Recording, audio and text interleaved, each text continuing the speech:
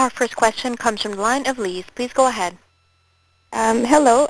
I thank you very much for your information. It was very interesting and informative.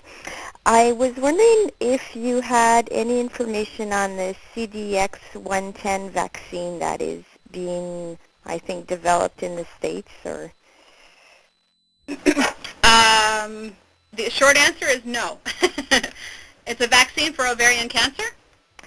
Yes, I was doing research and I came across it. I think it's at Duke University. No, I can't say that I've actually heard of this. It's Okay. CDX-110? This is interesting. I'll have to look this up.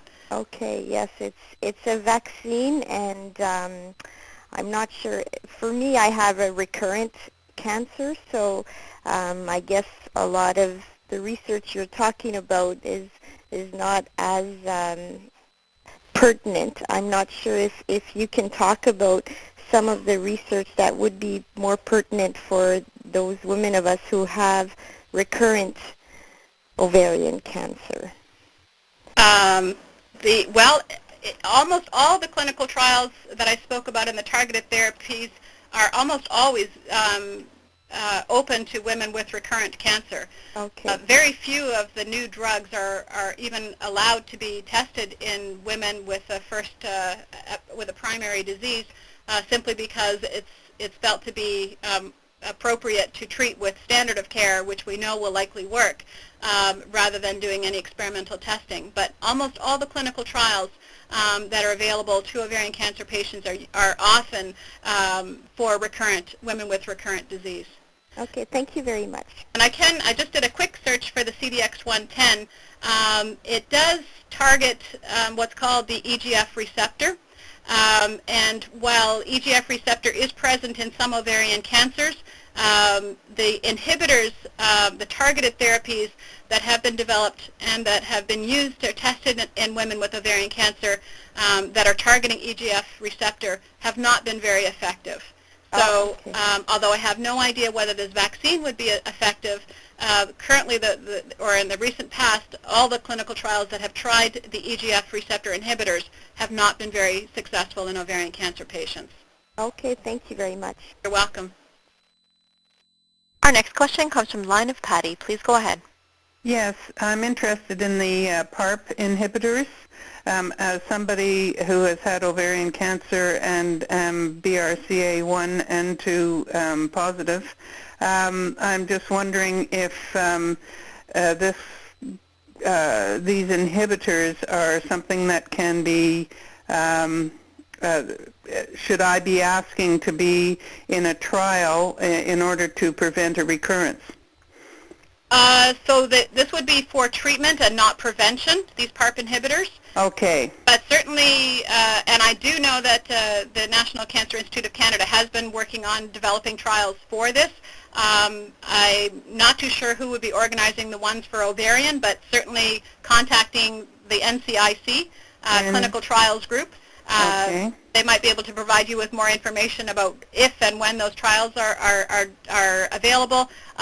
But I do know that it is not considered a preventive measure, but these PARP inhibitors are being developed for treatment of primary and recurrent cancer.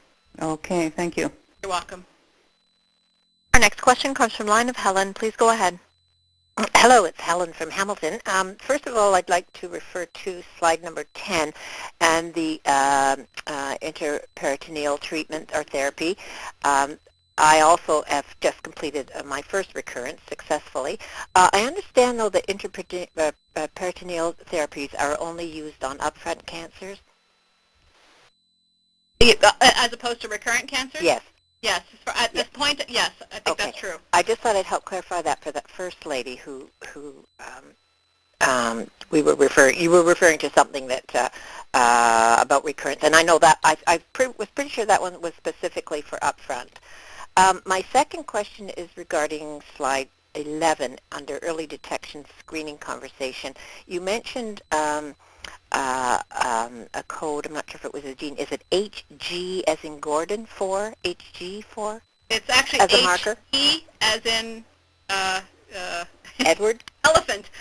Oh, okay. HE is an elephant 4. Okay, just so I have that, because you never know what comes along as a result.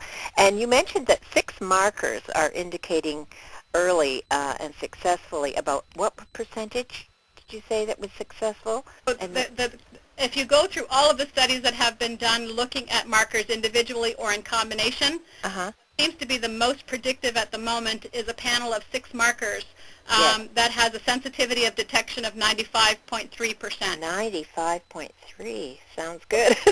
but the study was limited because they didn't include benign tumors and they didn't include enough early stage women. I see. So it's promising, but it needs to be tested in a larger trial that has a broader scope of healthy women with other types of gynecologic disorders and benign tumors as well. There weren't very many. I don't think if there's any in that particular trial. So we're certainly moving very rapidly ahead, but that's the most promising one that I have found. It just needs to be done on a larger scale to be proven. Yes. Okay. I just wanted to clarify those 2 encouraging points. Thanks. Okay. Our next question comes from line of Marilyn. Please go ahead. Yes, hello. I'm calling from Toronto, Ontario. I have a question regarding those who are resistant. I'm carboplatin and Taxol resistant, and after 12 sessions of chemo, it did nothing for me at all. And surgery was done, and some was removed, and that was certainly helpful, but it has reoccurred quite aggressively. So what I'm finding is I'm having a large buildup of fluid. Would there be any benefit in having that siphoned off at all? Would it, other than make me more comfortable, would it serve any purpose? Is it something they can study? Is it something that they do? Is there any use to that at all? So, well, there's a number of ways to answer that. So I'm going to take, first of all, put my scientist hat on and remind everyone that I'm a scientist, not a physician. So anything I say is not to be taken as clinical advice. Yes. I also am now putting on my hat as a tumor banker, and we do collect ascites, and because in that ascites there is often cancer cells floating around, and we do use that in our research. So, but taking that off and just putting my hat on as the speaker today, I think the number one reason for removing ascites tends to be comfort. It may slow down the progression of the disease because you are removing some of those cancer cells, but really I think the predominant activity for, or the reason for doing ascites removal is for the comfort of the patient. That's fine, thank you. Even that I'd be happy with. Okay. Thank you. I would like to express my sincere thanks to Dr. Vanderheiden for her presentation.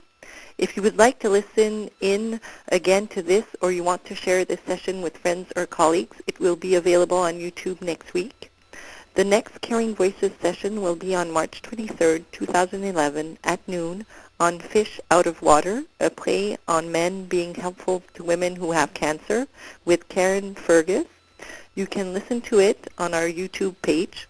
Also, I would like to remind you to complete and send back your evaluation as soon as possible. Your feedback is important to us. Thank you for being part of today's session, and we hope you will participate in our next sessions.